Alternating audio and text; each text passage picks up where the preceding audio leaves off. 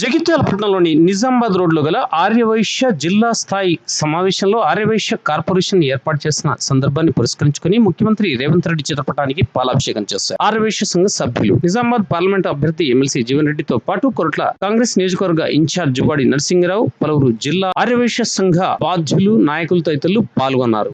ఆర్యవైశ్యుల చిరకాల వాంఛ, కోరిక, ఆర్యవైశ్యుగా పుట్టంగానే నువ్వు ఎఫ్సి నీకేం బాధలు లేవు, ఆర్యవైశ్యుడు కాబట్టి నీకేం బాధ లేనటువంటి ఒక నానుడి రాజకీయంలో కానీ, రాజకీయ నాయకుల్లో కానీ, ప్రజల్లో కానీ ఉంది. కానీ వాస్తవానికి ఆర్యవైశ్యుల్లో పూర్తిగా రోజు గడవనటువంటి పరిస్థితి ఉన్నటువంటి కుటుంబాలు 20% ఉన్నాయి.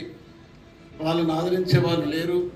ప్రభుత్వం ద్వారా ఏ సంక్షేమ పథకాలు వచ్చినా అని మిగతా కులాల వారికి అందుతున్నాయి కానీ ఆర్యవైశ్యులకు అందిన సందర్భాలు లేవు. అప్పుడు టీఆర్ఎస్ ప్రభుత్వం కల్వకుంట్ల చంద్రశేఖరరావు మీకు 2018లో మీకు కార్పొరేషన్ ఇస్తాం, మరి మాకు ఓట్లేని అని చెప్పి ఎంచుకొని మోసం చేసినటువంటి సందర్భం. దాన్ని మన జాతి ఒక మాట చెప్తే నమ్ముతారు, ఏ చేస్తలే అని. అటువంటి జాతి మనది. మనం ఒక మాట ఇచ్చినామంటే ప్రాణమైన ఇస్తాం, కానీ మా జాతి మాట తప్పదు అనేటువంటి సందర్భంగా ఇద్దరు నాయకులకు నేను తెలియజేస్తున్నా. మేము ఒకసారి మాట ఇస్తే తప్పే సమస్య లేదు. అది ఏం జరిగినా మేము నష్టపోతాం తప్ప మాట తప్పేటువంటి జాతి మాది కాదు. మా దాంట్లో ఉన్నవాళ్ళు అంటే ఆస్తిపరులు ఉన్నవాళ్ళు, మా దాంట్లో మా జాతి.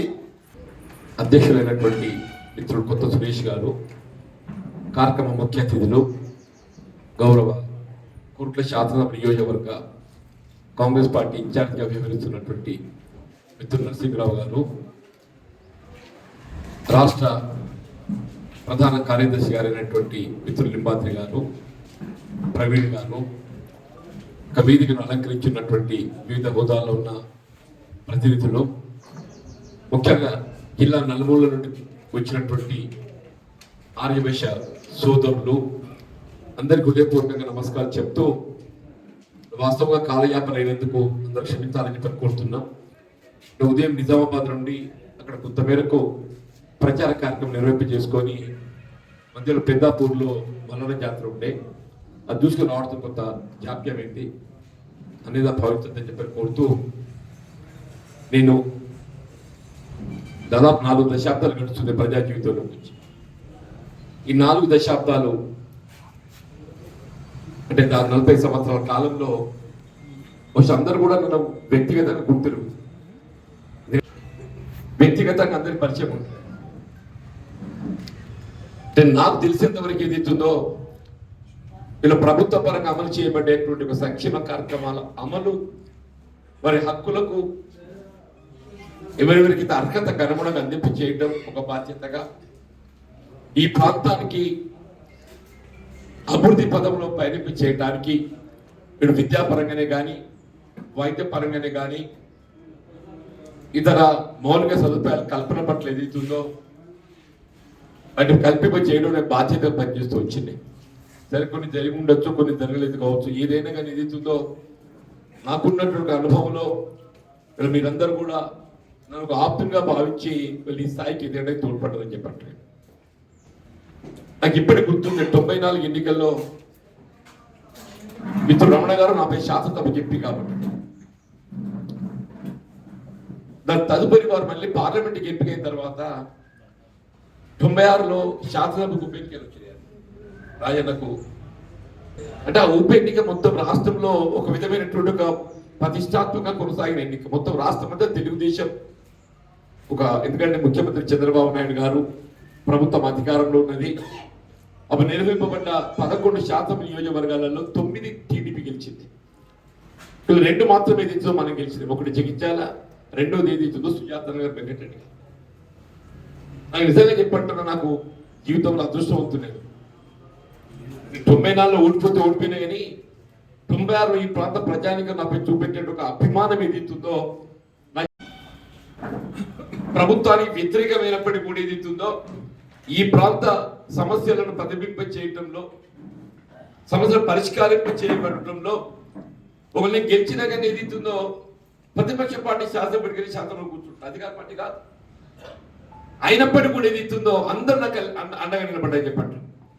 మా వైశ్య సోదరులు అయితే గడియారం గడిగలి కంచెలు కొట్టుకుంటే ఏదైతుందో వాళ్ళు నడిచి ప్రచారం చేస్తుంటే అంటే నాకు ఇంత జీవితం మర్చిపోలేని ఒక స్ఫూర్తి అని చెప్పండి. వర్తక వాణిజ్య వర్గాలు ఏదైతుందో నాకు అండగా నా జీవితం తిరిగి పునర్జన్మ ఒక విధంగా. 94 ఎన్నికలు ఓడిపోయిన తర్వాత 96 ఉప ఎన్నిక పెద్ద రత్నాకర్ గారు ఉండడం, ఒకటే ఉప ఎన్నిక వచ్చింది. అందరూ కూడా ఈ ఎన్నిక గెలిపించుకోవాలంటే తాపత్రయంతో కాంగ్రెస్ పార్టీ కార్యకర్తలు అభివృద్ధి పనిచేయడం సహజం. ఇక్కడ రాజకీయాలకు అతీతంగా అండగా నిలబడి పనిచేసి చెప్పండి. నేను ఇవాళ కూడా చెప్పట్టు నేను మొన్నటి శాసనసభ ఎన్నిక సరే ఇక రాజకీయంగా ఏది కొంత అదృష్టం కూడా తోడు కావాలి.